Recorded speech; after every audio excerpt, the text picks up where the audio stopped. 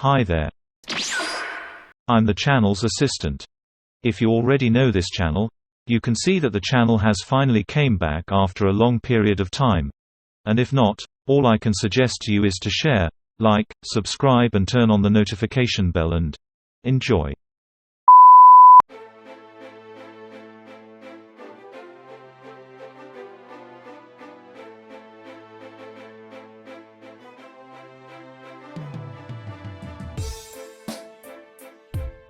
First things first, if you're a real fan of Dragon Ball, you should know what happened in the canon timeline.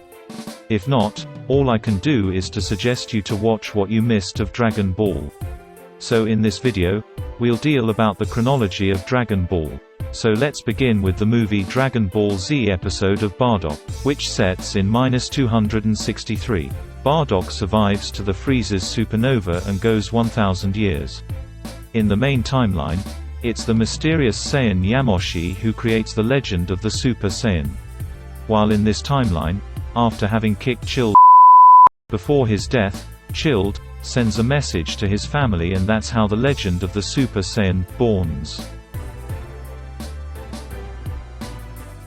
Now, concerning the canon timeline, we have the movie Bardock the Father of Goku, which sets in 737. In this movie, as you all know, Bardock understands before everyone that Frieza has betrayed the Saiyans. In the end, he gets killed by Frieza's supernova. Frieza's supernova will also destroy the planet Vegeta. This fact will be revealed in Frieza's saga by Vegeta. And later in Dragon Ball Super, we'll learn that Beerus ordered Frieza to destroy the planet Vegeta. Then, 12 years later, still in the canon timeline, in 749, we have the beginning of the first Dragon Ball Saga.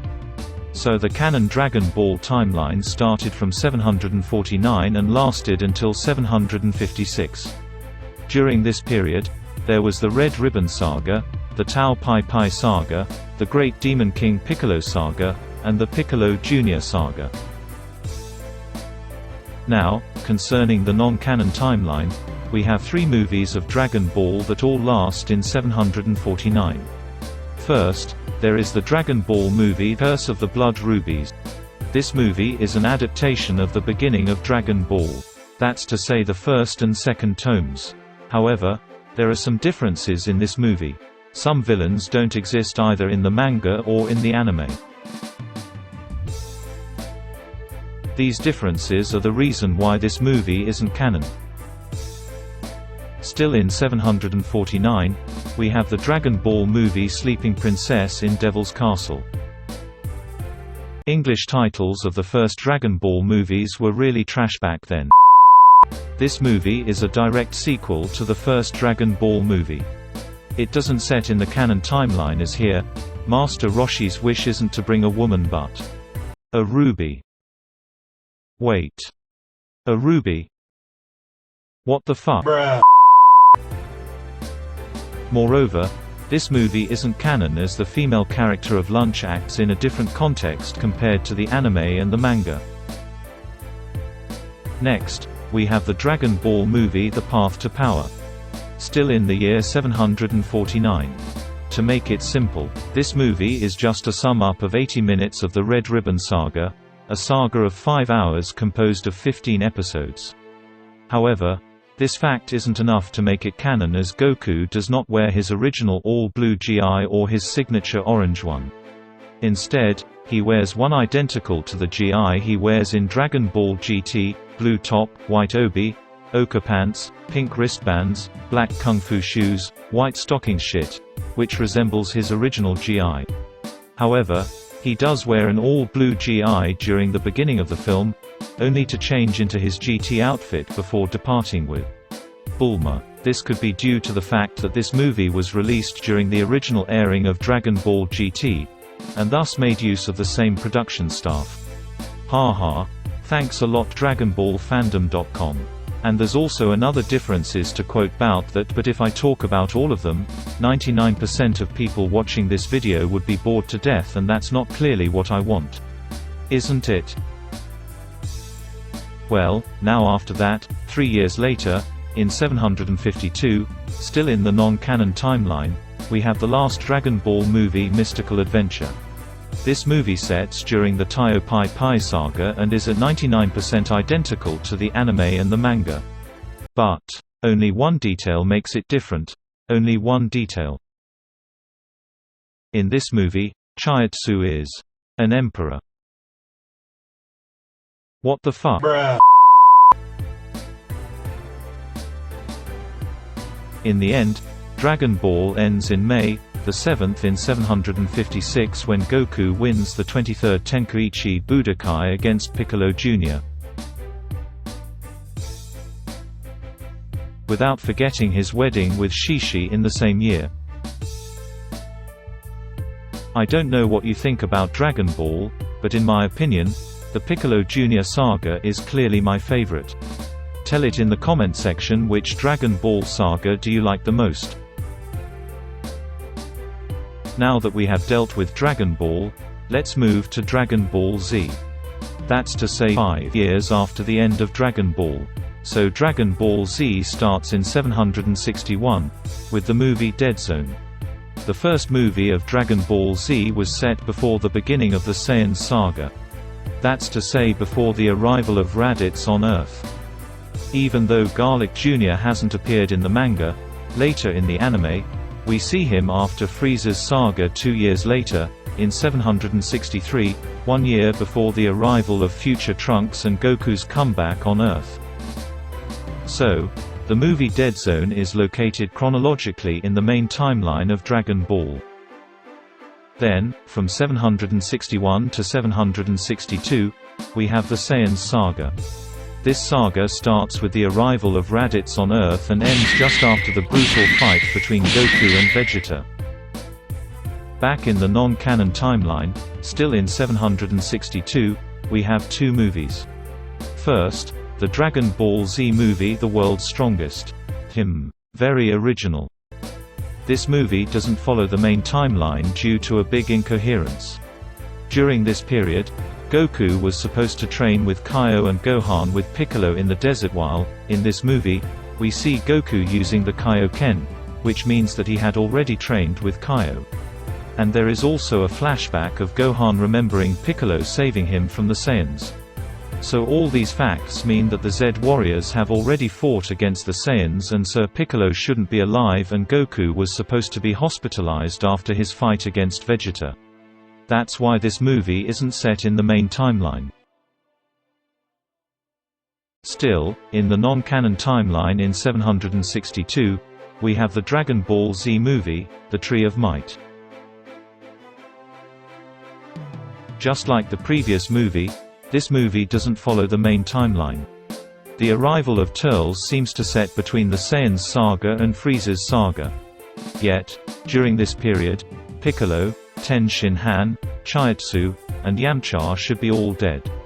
This is not the case in this movie, so that's why it doesn't follow the main timeline. Personally, these 2 movies are very good, but they're not really my favorites. Tell it in the comments what you think about them. Back again in the main timeline. In November, the 14th 762, the Frieza's saga starts when Gohan, Krillin and Bulma begin their spatial trip for the Namek planet. It's in this saga that we see Goku turning into Super Saiyan for the first time. Goku's rage was triggered by Krillin's explosion. Sorry.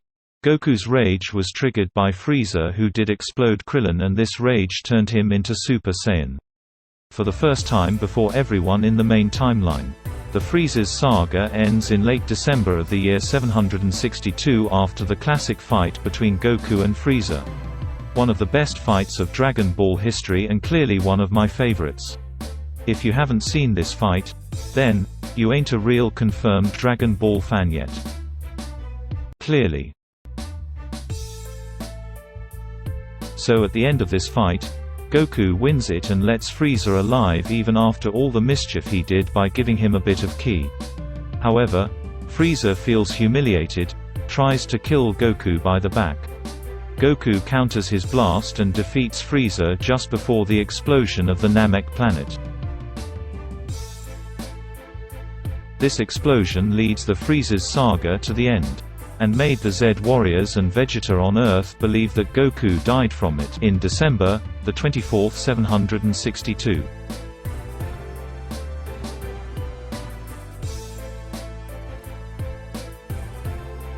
Now, let's get back, once again, to the alternative timeline. Still, in 762, we have the Dragon Ball Z movie, Lord Slug. This movie seems to last just after Frieza's saga. But in the main timeline, at this period, Goku was able to turn into Super Saiyan, while in the movie, we see him turning into the false Super Saiyan. I don't mean that this transformation isn't canon, of course. This transformation is canon as we see it later in the anime after the Cell's saga when Goku and Paikuhan were fighting against the dead villains. But after Frieza's saga, Goku came back on Earth in 763 just after the arrival of Frieza, Cold and future Trunks. This is not the case in this movie as it doesn't last in 763 but 762. And we know that the Z warriors have already known Frieza as Kaio says that Slug is stronger than Frieza. So, this let us know that this movie isn't set in the main timeline and that in this timeline, Goku hasn't defeated Frieza by turning into Super Saiyan but rather with the Genki Dama, and that he turned into Super Saiyan a little bit after that. So this movie isn't set in the main timeline.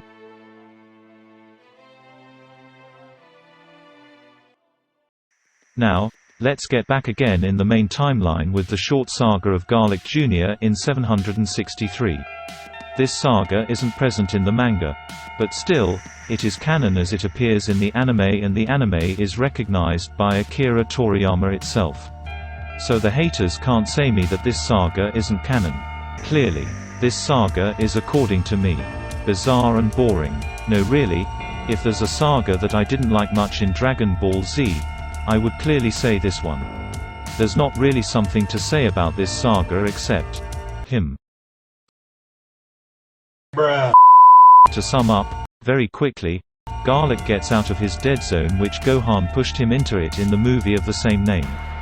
Dead zone. And he gets out by a mysterious way. Then he arrives on Earth with his cronies to rule the world with the help of his fake moon. This fake moon has the power to possess the people who are affected by it. Very original. I found this saga unnerving due to a stupid scenarist choice as Garlic Jr. comes during the period where Goku and also Vegeta aren't on Earth. Because we all know that if one of them were on Earth, this saga would be even shorter.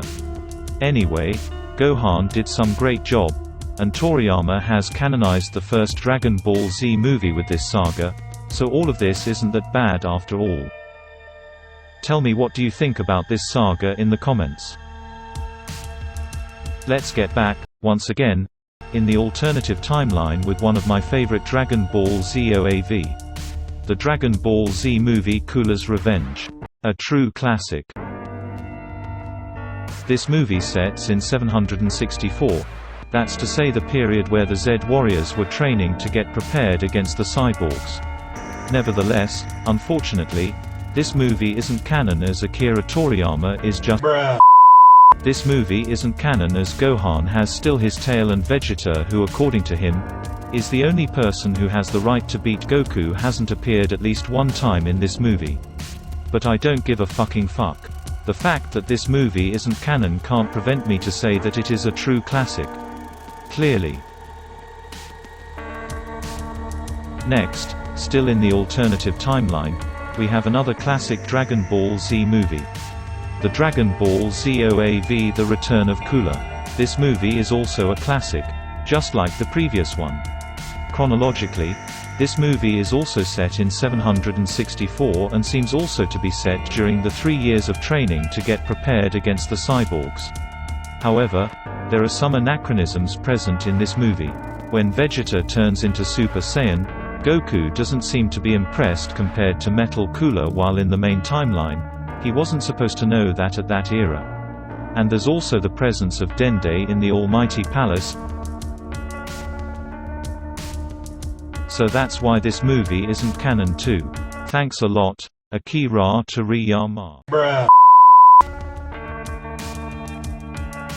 Then, in the parallel timeline, 3 years later, in 767, we have the Dragon Ball Z movie Super Android 13. This movie sets during the Cyborg Saga. So Cyborg 17 and 18 are activated. Goku has been cured of his disease thanks to an antidote. Trunks has his short haircut so he didn't have trained in the time chain yet, and Gohan too, as he still can't turn into Super Saiyan. All these details could have been logical to the manga and the anime only during the period when Goku wakes up in episode 146 and when Vegeta and Trunks are entering the time chain in episode 147. Nevertheless, it is impossible, as Goku and Gohan have immediately joined Vegeta and Trunks to ask him to enter the time chamber. Moreover, in the beginning of the movie, Dr. Gero has still the part of his right arm cut by Piccolo. In the manga and in the anime, Piccolo, Krillin, Yamcha, Tenshinhan, and Jijii are in the Kame house before surprisingly receiving Cyborg 16, 17, and 18. Yet, at the beginning of the movie, Goku was doing some shopping with his family and Trunks was also in the city with Krillin, Oolong, and Kame Sennin.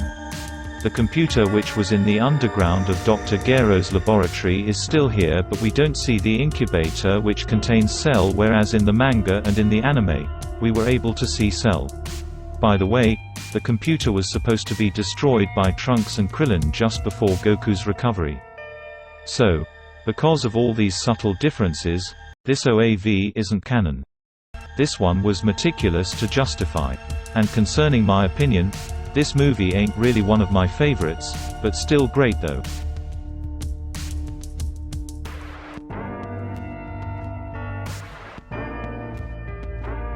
Let's get back, once again, in the main timeline with the Cyborg Saga. This saga starts in 769, May the 12th, with the apparition of the trash Cyborgs 19, which looks like a Russian doll, and Dr. Gero, who looks like a doctor. Anyway, they appear in the city to make a mess and Dr. Gero defeats one of the Z warriors. I'll let you guess who it is.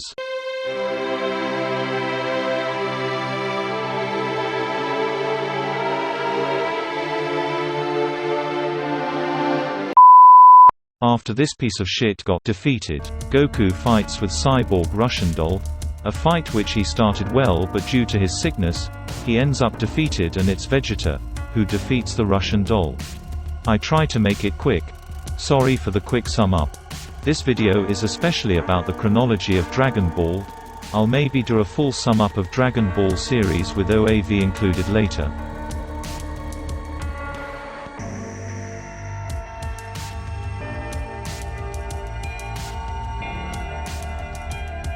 Well, to get back on it, Dr. Gero, who was nearly killed by Piccolo, decides to activate the cyborgs, a decision which he'll regret later as he'll get killed by Cyborg 17.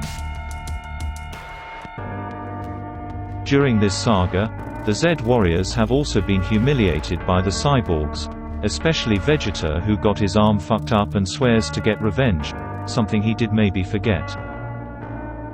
This saga, which is directly linked with the Cell Saga, ends when future Trunks discovers another time machine with his mother Bulma from the present. Now, before talking about the Cell Saga, let's move, once again, to the alternative timeline with one of the most famous Dragon Ball Z OAV. Broly, the legendary Super Saiyan. Another classic. This movie sets during the Cell Game Saga in 767. But, as Akira Toriyama had once again, during this period, Goku and Gohan were staying all the time in Super Saiyan to master this transformation, and the fact that the Z warriors fought with Broly, the non-canon of course, then with Hachiak and 10 days after with Cell doesn't match with the main timeline. I don't mean that Cell doesn't exist in the alternative timeline, of course. Cell also exists in the alternative timeline as we see him later in Dragon Ball GT by knowing that Dragon Ball GT is linked with the alternative timeline. But what I just meant is that the events have been set differently in the alternative timeline. This movie made also Akira Toriyama understand how Broly was important in the plot of Dragon Ball and decided 25 years after to create a similar version of Broly with the Dragon Ball Super movie, Broly. So to conclude, another Dragon Ball Z classic, and also one of my favorite Dragon Ball Z movies. I'll maybe do a tier list of Dragon Ball movies. Tell it in the comments what you think about that. We're back, once again, in the main timeline. Now, I want to listen carefully to what I will say in this part of the video. I'll explain to you quickly the timeline of future Trunks so that you can understand better the Cell Saga. So, first of all, future Trunks comes from a timeline where Goku died from disease and where the Z warriors have been defeated by Cyborgs 17 and 18. Even future Gohan though. Congratulations Tor. So to change the history, in the Dragon Ball Z movie The History of Trunks, which is a canon movie as it is directly linked with the main timeline, future Trunks travels the time with a time machine created by his mother. So there are 4 timelines in which Trunks comes from timeline 2, the timeline of the movie The History of Trunks. So first, future Trunks from timeline 3, and not 2, from 785 goes to timeline 4 in 767 to steal the plans of Cyborgs 17 and 18 to get rid of them, and then he goes back to his era. Then once arrived at his era, he gets rid of Cyborgs 17 and 18 but gets killed by the Cell from his timeline, timeline 3. Next, Cell from timeline 3 uses the time machine left by dead Trunks to go back in timeline 1. That's to say the timeline we know, and gets back to his embryo 764. Then in timeline 2, the timeline of the movie The History of Trunks, in 764, Goku comes back on Earth and kills Frieza and Cold, but then he dies from his disease, and in 767, the Z warriors get killed by the Cyborg except for future Gohan who dies in 780, and in 784, the future Trunks we know travels the time to go back in 764 in the timeline 1, the timeline we know to kill Frieza and Cold and to prevent Goku to die from his disease. Then from 764 to 767, it is the main timeline we know, with the Cyborg and Cell Saga, and after that, after the time that Gohan defeated Super Perfect Cell, Trunks goes back to his era, stronger than before thanks to his training in the Time Chamber. He defeats the Cyborgs from his timeline 2 and defeats also Cell from timeline 2.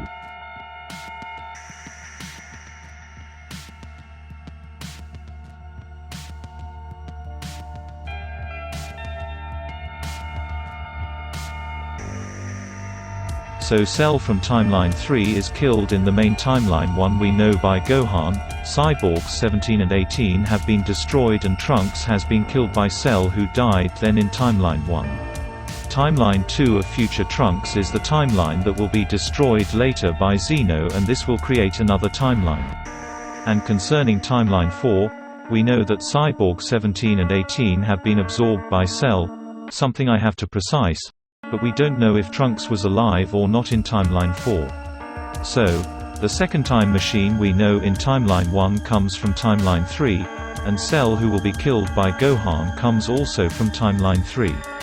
I'll maybe do another video especially about the timeline of Trunks if you want. I'd like to know your opinion in the comments. So, as I've tried my best to explain to you the timelines of future Trunks, let's get back with the Cell Saga, clearly another classic. I'm precise when a saga or an OAV is a classic cause then, you'll understand that there will be unfortunately less classic in Dragon Ball. Anyway, Vegeta and Trunks and then Goku and Gohan without forgetting Piccolo have trained in the Time Chamber to get prepared for the Cell game.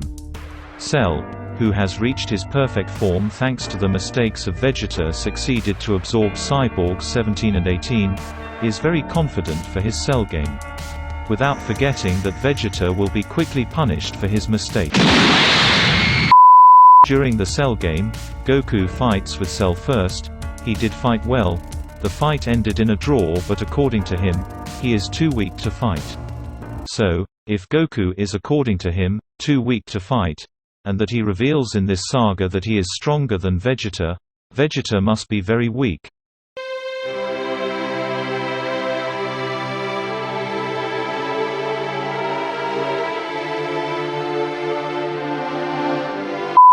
It's in this saga that we see the first Super Saiyan 2 of Dragon Ball history. Teen Gohan, who was completely dominated by Cell, will change the situation like Goku expected, as he did already turn into Super Saiyan 2 in the time chamber. Fuck. I can't put the Gohan theme due to copyrights. In Super Saiyan 2, Gohan will dominate and even humiliate Cell.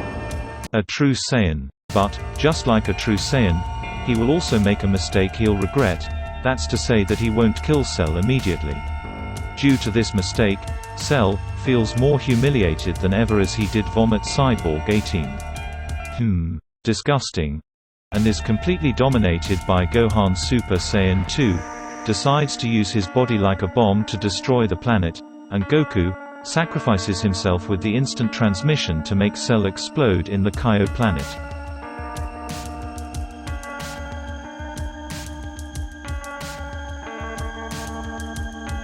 Gohan, in tears, regrets what he did. After exploding, Cell comes back on Earth stronger than ever as he did absorb by a certain way the power of Goku, and he is motivated to defeat the Z warriors but gets defeated by Gohan and Goku's Kamehameha. After that, on May 26, 767, the Cell saga ends. Damn, this saga was very long, but it did worth it. And the fight of Goku and Gohan were both classics. Clearly. In the alternative timeline, we have the Dragon Ball Z movie plan to eradicate the Saiyans. An underrated classic. This movie sets also in 767 and isn't canon for the same reasons present in the previous movie. It sets just like the previous movie during the 10 days of training for the Cell game. But the fact that they did defeat Broly and then Hachiak and then Cell doesn't match in the main timeline. And we know that the Z warriors have already fought Broly before Hachiak, as Goku says that Hachiak might be stronger than Broly. And this movie has the particularity to have 3 endings. First, an ending where Hachiak is defeated by blasts from the Z warriors, then a second ending with the Genki Dama, and the third ending where Goku enters into Hachiak to destroy him from the inside. Another good movie, less than the previous, but still great though. Then, still in the alternative timeline, after the Cell game, we have the Dragon Ball Z movie Bojack Unbound. This movie is one of the uncommon movies to be chronologically coherent with the main timeline but still non-canon. Let me explain this. This movie sets in 767 after Goku's and Cell's death, and Gohan has the appearance of the Cell saga after his training in the time chamber. We know that Gohan has already defeated Cell as Kaio mentions Cell in the movie. The only fact which makes this movie non-canon is that it isn't Akira Toriyama who did write the scenario of this movie. I'm fed up with that. Yet another classic. Another great Dragon Ball Z movie. Now, we're back, this time, in the main timeline, with the short saga of the Other World Tournament. This saga sets in 767, after the Cell game. A short saga still, but a saga interesting, as even if this saga isn't present in the manga, it is proof that the false Super Saiyan is canon and that Goku can use the Super Kaioken, a technique that multiplies his power in Super Saiyan per 2. Awesome. And also the fight between Goku and Paikuhan was great in the Other World Tournament. In 767, there's also the birth of Goten, who is 1 year younger than Trunks from the present, who was born in 766, and his brother Gohan was born in 757. Just to mention. 7 years later, in the alternative timeline, in 774, we have a Dragon Ball Z movie entitled Broly Second Coming. This movie is set in the alternative timeline, as in this movie, we see again the character of Broly, the non-canon of course, and chronologically, this movie doesn't match with the main timeline, as, during this era, Goten wasn't supposed to know his father when he was doing his Kamehameha at the end of the movie, as in the main timeline. He sees his father Goku for the first time in the 25th Tenkaichi Budokai, and this movie lasts just before the 25th Tenkaichi Budokai. And also, we don't know where the fuck is Vegeta.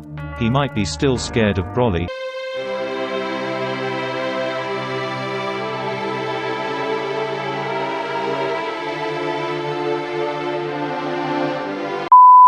Concerning my opinion, this movie ain't really a classic to me, as Gohan has weakened since he defeated Cell and for other reasons that I won't mention in this video. Still in the alternative timeline, in 774, there's the Dragon Ball Z movie, by O. Broly. This movie sets in the alternative timeline just after the end of the 25th Tenkaichi Budokai and during the beginning of the Buu Saga. This movie isn't canon as it doesn't match with the main timeline caused during this era. The Z Warriors were supposed to be at the research of Buu with the Kaioshin Neptune. And we still don't know where the fuck is Vegeta in this movie, and Goku too was maybe fed up with Broly as he already kicked his ass in the other world.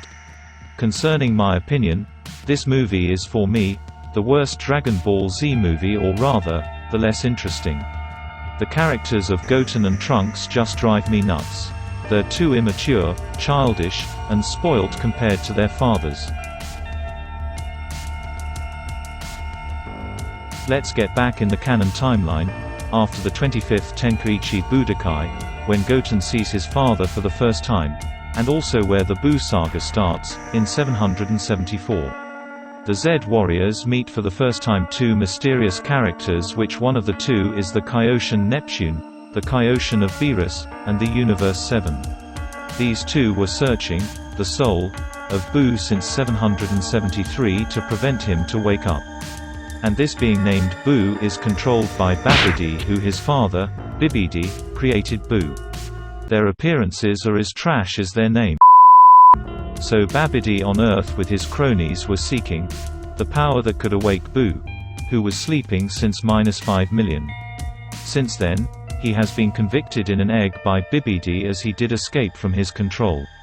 So, as the Z Warriors did some mistakes, once again, to make the scenario longer, like Vegeta who let by himself Babidi make him a Majin to hopelessly have a chance to defeat Goku. Something really stupid. And this lead to a great fight between him, but without a winner as Vegeta had knocked out Goku by the back.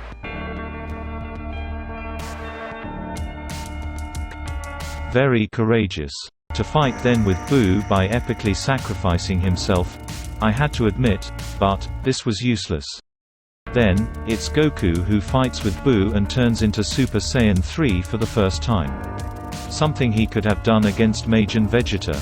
But anyway, he did retain himself to let the young Saiyans defeat Buu. Something he'll regret later in the saga is Gotenks.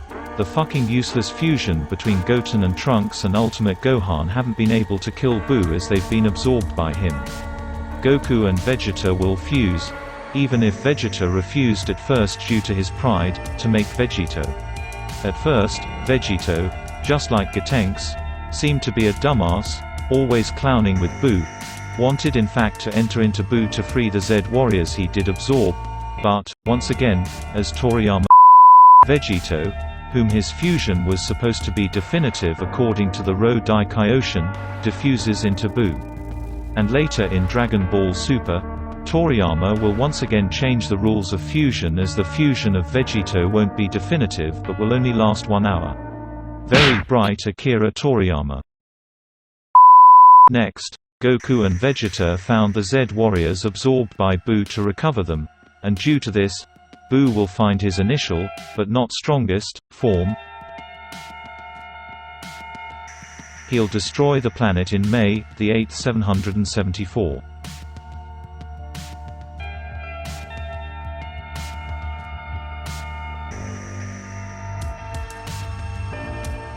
At the end of Buu Saga, Goku and Vegeta will fight, separately, without fusing, something very bright, against Kid Buu on the Kaioshin planet. Goku in Super Saiyan 3 was at first at the same level as Kid Buu, but, as Kid Buu doesn't get exhausted compared to Goku, he'll be dominated by Kid Buu, and Vegeta will be nearly get killed, as he is not as strong as Goku. So in the end, the fight against Kid Buu will end up with the Genki Dama in May, the 8th, 774. Concerning my opinion, this saga isn't my favorite. Due to some elements like Goten and Trunks, they're too spoilt and immature, especially Trunks who thinks that his daddy is stronger than Goku.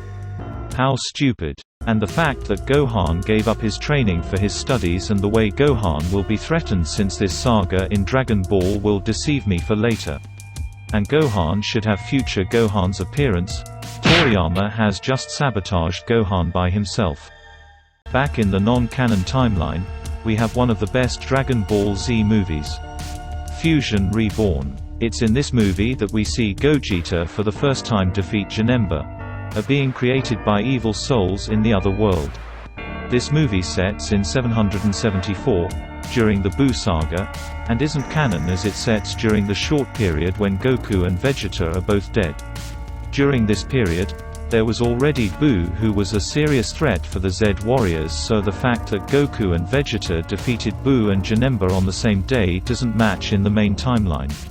I don't mean, once again, that Buu isn't in the alternative timeline, as we see him later in Dragon Ball GT, but it may be possible that Goku and Vegeta have defeated Buu way more later than Janemba. And concerning my opinion for this movie, a legendary classic. Clearly.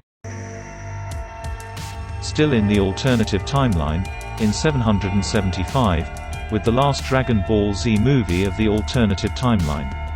The Dragon Ball Z movie The Wrath of the Dragon. This movie sets after Buu Saga and seems chronologically logical to the main timeline. However, there are some important hints to take into consideration. First, at the end of the movie, after Goku defeats Hildegard in Super Saiyan 3, the sword that Tapion gives to Trunks isn't at all the sword of future Trunks we see to defeat Frieza. Clearly, and compared to the main timeline, in this era, Ultimate Gohan was supposed to be, still, stronger than his father. That's not the case in this movie.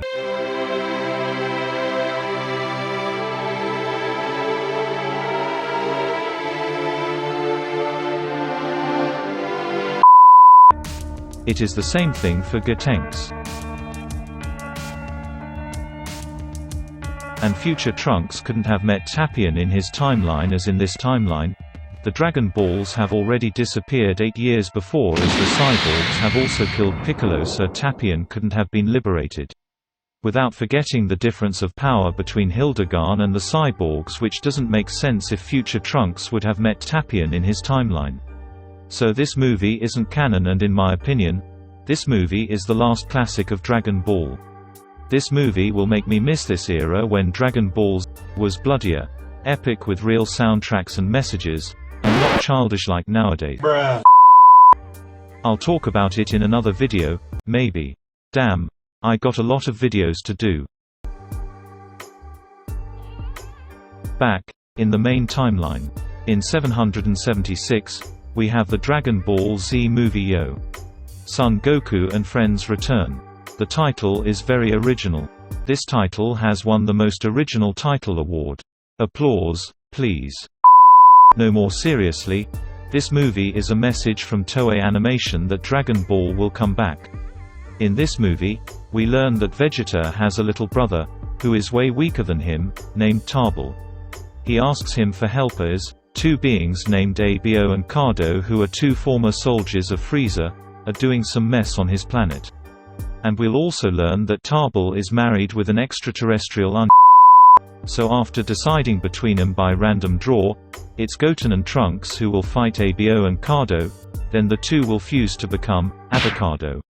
Trunks and Goten will fuse too, but, as Gotenks will clown once again, after distracting Vegeta, it's Goku who will defeat Avocado in Super Saiyan. And then Abo and Kado will become Tarbell's slaves. This movie is canon as Tarbell is mentioned later in the movie Battle of Gods, as this movie is canon too, so this movie is chronologically linked with the main timeline. Concerning my opinion, at first, I found the comeback of Dragon Ball hopeful, but with what Dragon Ball became with Dragon Ball Super, I don't consider this movie a classic.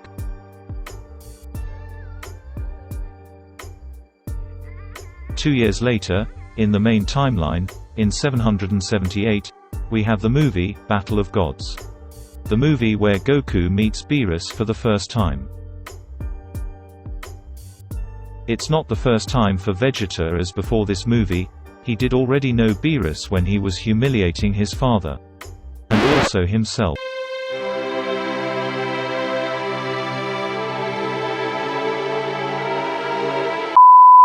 In this movie, we'll also learn that he ordered Frieza to destroy the planet Vegeta.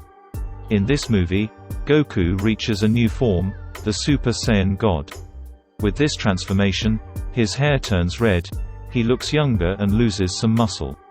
We also learn that Beerus is the strongest being of Universe 7, but also the laziest as he did sleep for 39 years. It was him who was supposed to defeat Buu. He did sleep for 39 years as the Fish Oracle predicted him in 739 that 39 years later, a strong opponent will fight him. The fights between Goku and Beerus are good, better than the anime of Dragon Ball Super, of course, but I don't recognize the same intensity of fights in the Cell Saga or Buu Saga or other fights of Dragon Ball in this movie. It's in this era that, according to me, Dragon Ball fights started to become soft and childish. There are also other reasons which justify why this movie ain't a classic to me that I'll mention in other videos. So better than the previous, but not enough to be a classic. Clearly.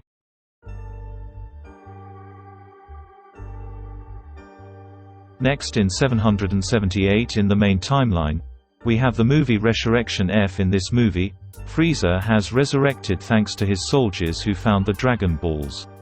After being resurrected, he trained for 4 months to acquire the power needed to defeat Goku. In this movie, we see Frieza turning into his golden form and also Goku and Vegeta turning into Super Saiyan Blue after their special training with Whis. In the end, Frieza loses, once again, a fight that he was dominating at the beginning, but, as at this era, he wasn't able to master his form yet.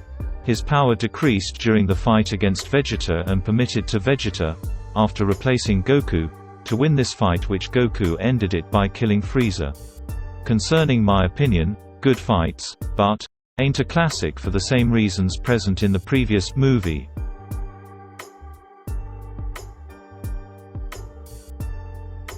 And what the fuck did happen to Gohan?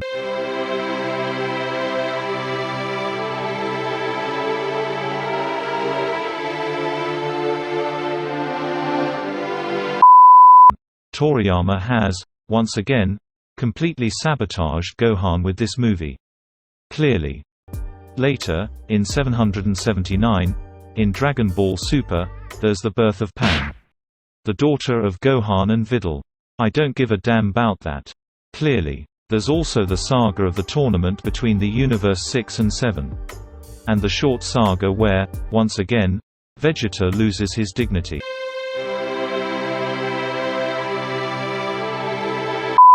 The saga of the tournament between Universe 6 and 7 was good fights, but disappointing for me for the same reasons mentioned for the previous movies. And in 780, there's the beginning of the Black Goku saga when future Trunks, who used to be badass in Dragon Ball Z is now like a teenager, asks the Z warriors some help to defeat Black Goku. Black Goku is a Kaioshin named Zamasu who did kill Goku in a certain way, to possess his body and eradicate all the mortals. Interesting. And by the way, Zamasu did kill also Beerus by killing his Kaioshin in future Trunks timeline, and this fact will wake up his ass for the first time in Dragon Ball Super as he'll destroy Zamasu from the present thanks to the Hakai. But Beerus didn't kill Zamasu, as Zamasu has a time ring. By using the Hakai, Beerus has accidentally created another timeline. Something I'll maybe talk about in another video. So Goku and Vegeta go back to future Trunks timeline. At first, they got their asses kicked by Black Goku Super Saiyan Rose, but future Trunks did reach a new form, the Super Saiyan Akari, so Goku and Vegeta have some time to train and heal themselves in the present. Then, they go back in future Trunks timeline. Vegeta, who did train in the time chamber for 30 minutes, will dominate Black Goku. This will lead to a fusion between Zamasu and Black Goku, a fusion which will be definitive as Black Goku is also a Kaioshin, in a certain way. Really bright Toriyama. So then, Goku and Vegeta will fuse too with Potalas to make Vegito, and, once again, Vegito will dominate his opponent but will defuse too soon and its future Trunks, who, thanks to a Genki Dama sword type of thing, will, nearly, defeat Zamasu. But I said nearly because, as Zamasu is immortal, he'll possess, by a certain way, the atmosphere and it's Xeno who will take care of him by destroying future Trunks' timeline. And the Black Goku saga ends when future Trunks will go back to another timeline. This saga has an interesting scenario, good fights, but once again, disappointing to me for the same reasons present previously in Dragon Ball Super. In 780, there's also the birth of Bra, the daughter of Vegeta and Bulma. Very interesting. And, one of the most important sagas of Dragon Ball Super, there's the Tournament of Power, a tournament between the fighters from Universe 2, 3, 4, 6, 7, 9, 10, and 11. The universes 1, 5, 8, and 12 haven't participated as their fighters were too strong compared to others. And when a universe loses all his fighters, he gets erased by both Xenos with smiles. There are now 2 Xenos, as one of them both comes from future Trunks' timeline.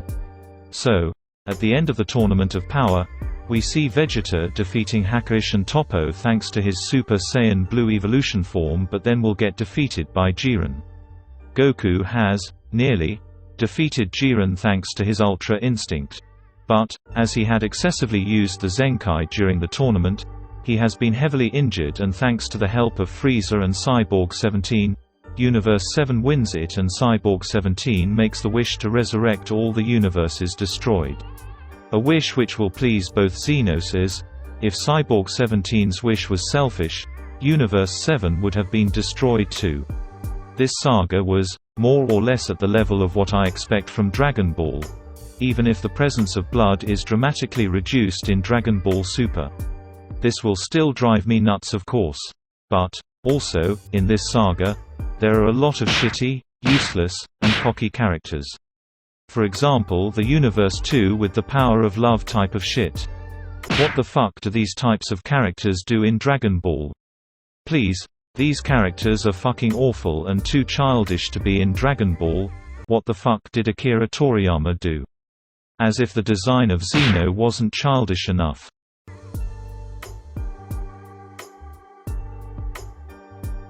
After the Tournament of Power, still in 780 in the main timeline, there's the Dragon Ball Super movie Broly. In this movie, we finally know who is the mother of Goku, a female Saiyan named Jean. During this movie, to make it quick, we learn that Broly, the canon one this time, is sent to a frontier world like a low-class Saiyan. Like said in the movie, Broly was sent in fact by King Vegeta as he did fear of his power that could destroy his planet. Paragus leaves the planet Vegeta with his spaceship to put Broly in the planet Vampa. All of this happened before the destruction of planet Vegeta.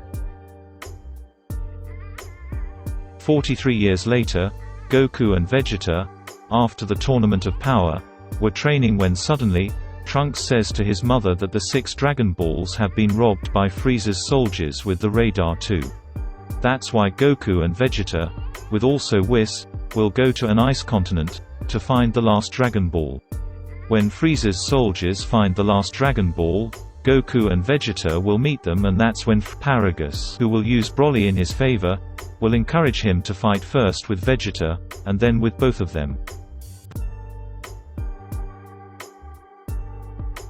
Broly, in Wrathful Super Saiyan, is way stronger than Goku and Vegeta Blue together. They decide to fuse, but at this time, Vegeta didn't know the Metamol dance. He spent more than 1 hour learning it with Goku with the help of Piccolo. During this time, Frieza, in golden form, killed Broly's father so that Broly awakes his power, is now assuming what he did by fighting with Broly Wrathful Super Saiyan. Then, it's Whis who will distract Broly, and at the end of the movie, Gogeta Blue, who was nearly killing Broly, Chilai, a friend of Broly, will save him from Gogeta by teleporting him on planet Vampa thanks to the Dragon Balls just before Gogeta Blue was ready to kill Broly, in full power Super Saiyan. Concerning my opinion, great movie, better than the previous Dragon Ball Super movies. But, still a lack of blood, and the first Dragon Ball Z movie on Broly is still better to me, without a doubt, and Gogeta was also well designed, but to me, the true Gogeta is still the Gogeta from the movie Fusion Reborn, clearly. Now, still in 780, in the main timeline, we have the Moro Saga. I'll use some pictures from the manga only from the Moro Saga and Granola Saga, as at the time which I've uploaded this video, these sagas weren't yet in the anime. So Moro was a galactical prisoner who did escape thanks to the help of a Frieza's soldier. At the end of this saga, he gets defeated by Goku Giant Ultra Instinct. Sorry for this really quick sum up. I'll surely talk about it more in other videos. Later, there's the Granola Saga. Granola is one of the last survivors of the Tuffle race, a race nearly exterminated by the Saiyans. During this saga, he knocks off Goku, Omen, and not mastered, Ultra Instinct. Vegeta reaches a new form thanks to his training with Beerus, the Ultra Ego, which he fights against Granola with it. And later in the saga, there's another powerful being named Gas who will fight against them. Concerning my opinion for these two sagas, as there's blood in the manga version of Dragon Ball Super, and concerning the scenarios and the design characters of these sagas. I found these sagas in anime hopeful. Share your opinion in the comment section if you want. Now, at the time that I've uploaded this video, once again, there's the Dragon Ball Super movie, Superhero, which sets in 782 and hasn't been released yet at the time that I've uploaded this video. How do I know that it's in 782? Well, in this movie, Pan, the daughter of Gohan, is 3 years old. By knowing that she was born in 779, 779 plus 3 equals 782. A true genius. And in May the 7th, 784, there's supposed to be the ending of Dragon Ball Z where Goku meets a mysterious kid named Oob in the 28th Tenkaichi Budokai. Before even fighting with him, he understands that Oob is the reincarnation of Majin Buu. He interrupts his fight and decides to train him. I didn't put this very short saga after the Dragon Ball Super movie Superhero, as I'm sure that other sagas would appear before that, and also, just in case if Toriyama decides to change it. Now that we've finished with the main timeline, let's move to the alternative timeline with Dragon Ball GT. In 789, Oob has finished his training with Goku, and Goku loses his adult form due to a misunderstood Pilaf's wish shit. And in 789, Goku defeats also the baby mutant, an artificial being created by the Dr. Mew destined to get revenge for what the Saiyans did on the Tuffles. He has the power to possess people and their bodies. He used Vegeta's body in aim to defeat Goku, but he'll get soon defeated by him as he'll turn in this saga in Super Saiyan 4, for the first time. Then, in 790, there's the Super Cyborg 17 saga, the saga where both Cyborg 17 from Earth and Hell will fuse to become Super Cyborg 17. A powerful cyborg which has the power to absorb blasts. But his power will lead him to death, as when he absorbs blasts, his guard drops, and this will permit Goku to defeat Super Cyborg 17 even with his kid form with the help of a Cyborg 18. And there's also Krillin, in this saga, who did die, for the 4th time.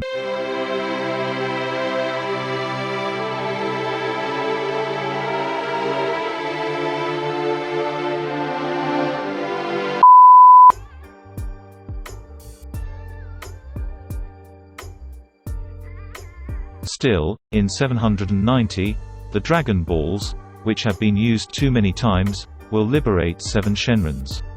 The Shenron Saga. The first Shenron, Haze Shenron, creates some pollution, nothing more. The second, Rage Shenron, uses some electric energy. The third, Oceanus Shenron, is too weird to be described. The fourth, Naturon Shenron, is just a mole. And concerning the 5th and 6th Shenrons, San Shenron and Nuova Shenron, who are more or less at Goku Super Saiyan 4 level.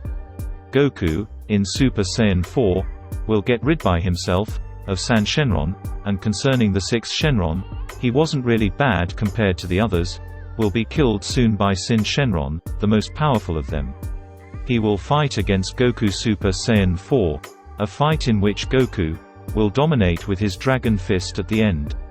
But Sin Shenron will survive this, and he'll absorb the 6 other Dragon Balls to become a Mega Shenron. So to defeat him, Goku and Vegeta will fuse in Super Saiyan 4 to become Gogeta in Super Saiyan 4, who will clown too much with him to have enough energy to finish him with a second Big Bang attack, as he'll defuse just before it. In the near end, Goku, who died against Omega Shenron for a short time, will be resurrected and he'll defeat him with a Super Ultra Genki Dama, a spirit bomb that has contained the power of the entire universe. Dragon Ball GT could have been better according to me if Goku would have stayed in his adult form. I'll talk about it in another video. 100 years later, in 890, there's the Dragon Ball GT movie A Hero's Legacy, where we see Goku Jr., a descendant of Goku and the great-grandson of Pan. And in May the 7th, 891, there's the ending of the last episode of Dragon Ball GT, which sets during the 65th Tenkaichi Budokai. In this part, we see the fight between Goku Jr. and Vegeta Jr., both in Super Saiyan. So, that's all for this video. I hope you've enjoyed this new format. I'll still make power levels for later, of course, and I haven't put the Dragon Ball Heroes timeline or the Broly movie in 4D in the alternative timeline, as both of them don't match in the alternative timeline. They'll be later in other videos. So tell me in the comments what do you think about this new format, and also if I should stay in this channel as the assistant of VDP. And I apologize for this long period of inactivity which has nearly lasted 2 years. Thanks a lot to those who did stay subbed even with that, you're just awesome. And for those who discover this channel, don't forget to like, share, comment, subscribe, turn on the notification bell. I wish you all a happy new year and hope that everything will get better in the future. See you next time, y'all.